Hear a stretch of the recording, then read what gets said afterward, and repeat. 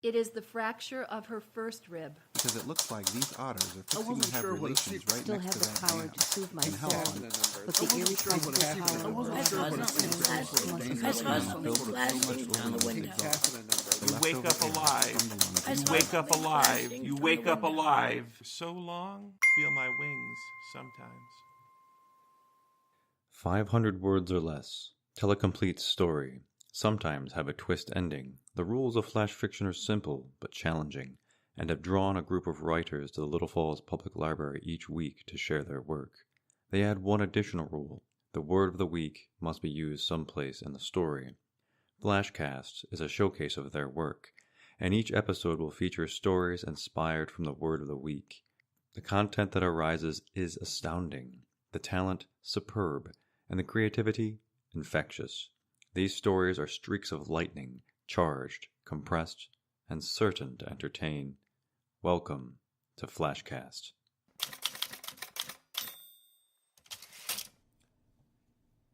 Simultaneous organism. Sister Mary Xavier, Sisters of the Order of St. Peter in Chains, commanded us to open our science books to Chapter 7, Friction. My book had lost its cover and was held together by brown construction paper, softened with frequent handling. It had been in Our Lady of Perpetual Suffering parochial school longer than I had. The front page of the book had a list of years and students with familiar last names, running from P. Moran, 1958 to 59, to my scribbled name, 1968 to 69.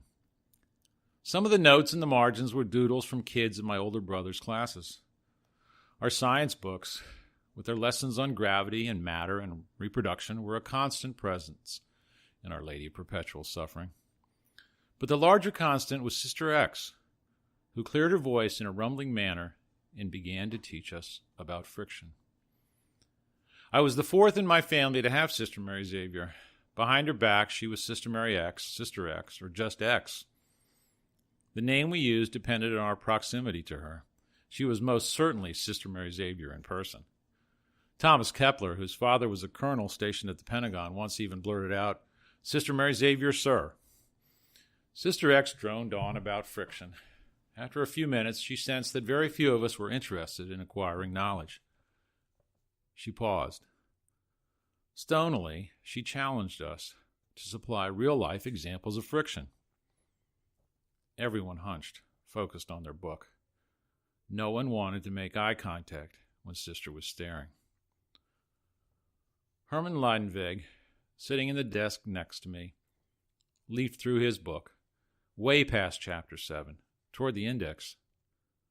Herman was always looking at the class dictionary, appearing smart, but I knew he only looked up words he considered dirty, like posterior and orgies and buxom. Knowing his weakness, I enjoyed titillating Herman with racy-sounding phrases. I was relentless, especially when I found expressions that he exaggerated into astounding scenes involving knowledgeable, experienced, skillful women. At recess today, I'd casually mentioned the words simultaneous organism. Herman's finger ran down the index page, hand-holding the book so firmly that I could only make out the large, bold page headings. The page started with rhizomes and ended with testosterone. I smiled. I'd gotten him again. It occurred to me, in a moment of joyful scientific discovery, that Herman's face, as he searched for the elusive simultaneous organism, was a perfect example of someone whose mind was experiencing friction, the conflict between what he hoped for and what he found, between unbridled curiosity and cold hard facts, between impulse and reality. The class was silent as a church mouse. I crooked my eye toward the front, thankful that X was not looking at me. Her square shoulders, black and implacable, slightly heaved. I sensed a hint of exasperation, perhaps an indication of friction between Sister Mary Xavier and all of us in science class this afternoon, and all those who had come before us, forever and ever. Amen.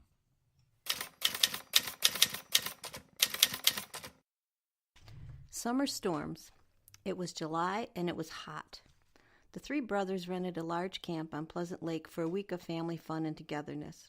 There were 6 adults and 5 kids, so the odds were definitely in our favor. We actually worked out schedules to share the childcare duties. The ladies covered breakfast and lunch and got the littlest one down for a nap. One mom, who wasn't crazy about the water, sun, or adult beverages, agreed to stay in the cabin with the baby during the afternoons. That freed up the other 2 moms, who loved the water, sun, and adult beverages, to row the little boat to the island in the middle of the lake and bathe, wash our hair, and enjoy a bottle of wine while the men kept an eye on the older 4 kids. Also, each couple was assigned 1 night of alone time during the week. It was a great plan. Of course, I was one of the moms who enjoyed the afternoons on the island with my sister-in-law. It was a little piece of mom heaven, providing us an undeniable peace. We claimed we did it for the exercise, and they believed us. But let's face it, the sun was warm, the water was cool, the silence was precious, and the wine, well, was wine. By the time we rowed ourselves back to shore, our rosy cheeks were attributed to the sun, and our sobriety was unquestioned. It was a great week. On our alone night, Rock and I chose to drink our wine on the dock, sitting on metal lawn chairs, enjoying the water gently lapping the shore under the stars. As an extra windfall, heat lightning was flashing over the mountain on the other side of the lake. It was a beautiful light show bonus for us. However, back in the cabin, unbeknownst to us, our 6-year-old daughter was watching in total hysterics. She was screaming, "Mom! Dad! Get off the dock! Please! You're going to die! Please, get away from the water! Mom! Dad! I know you're going to die! Please, get out of those metal chairs! Please, you're going to die! I don't want you to die! Please, come in the house!" My sister-in-law finally ran down to the dock and told us to come inside to console her. Oh, sigh, all right. When Jenny saw us, she ran into our arms and cried, "We learned lightning safety in school. You were doing everything wrong. I wanted to save you, but I was too scared to touch the metal screen of the door when there was lightning in the sky. I just didn't want you to die." She provided the thunder and transformed our romantic lightning show into flash friction. It was still a great week. Rules Are Not Made to Be Broken by Jenny Scarano. In the 1st grade, a special guest fireman came to talk to our class about lightning safety. Being an excellent student, I paid close attention. Number 1, when thunder roars, go indoors. Pretty straightforward. What idiot would be outside anyway? Number 2, see lightning glow, get low. I thought it would be better to shelter under a tree, but the fireman explained that if you were the highest object around, the lightning would find you first. Got it. Number 3, pedal away from metal. Metal conducts electricity. Check. Number 4, don't get caughter near the water. Terrible rhyme, Mr. Fireman, but I see your point. Water can become electrified. Very dangerous. Feeling prepared for summer's most dangerous threat, I headed home. Thunderstorms happened, as they do, but no big deal. My whole family seemed to understand the rules.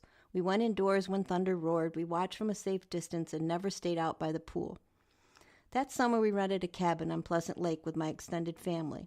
My sister, cousins, and I would run around all day under gentle supervision from the adults, and we were all having a grand old time until one fateful night. It was bedtime, and I was reading when I saw a flash of light from the window. Was that lightning? A second flash confirmed. Okay, I was indoors, so totally safe. But maybe not everyone was as aware of proper lightning protocol like me. I'd better check. I wandered around and saw my sister, my aunts, uncles, and cousins. They were all inside, and no one was touching any metal or taking a bath or doing anything crazy. But where were my parents? I looked all around the house, upstairs and downstairs. They have to be in the house. There's lightning. I started to get a little frantic when out of the corner of my eye I spotted something down on the dock. Was that my parents? Sitting on aluminum metal chairs? At the end of the dock where they were the highest thing? On the water? That's breaking all 4 rules. They were definitely going to die. I would have to go live with my cousins, and they're terrible. Panic set in. I had to save them. I ran to the back door screaming their names. The wind blew my cries right back in my face.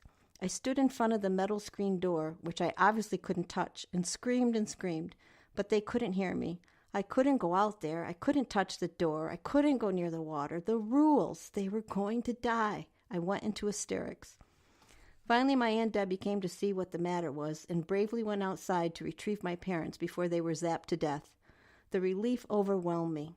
My mother tried to give me some line about heat lightning, but she wasn't a fireman. What did she know? I saved them.